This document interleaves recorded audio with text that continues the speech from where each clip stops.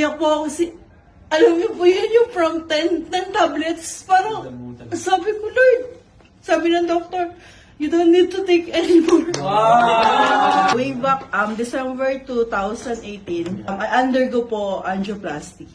Meron po akong bara sa puso. Yung aorta, yun po, may bara po ako doon. Nung una po, ini-ignore ko lang siya kasi sabi ng doktor, meron ka ng mild stroke. Malakas lang ang resistensya mo, kaya ka nakasurvive. Yes. Sa hospital lang po ako, 220/180 na po yung BP ko. Pero po nakalakad pa rin po ako. Tapos sabi ng doctor sa akin, ang lakas ng resistensya mo, tsaka sabi niya, baka malakas ka dun sa taas. Sabi niya gano'n. Kasi my father died 2 days po bago ako naperahan. I stayed 55 days sa hospital to recover po. So I was taking my medicine po. 10 po yung maintenance ko eh. I have my Concor, Twin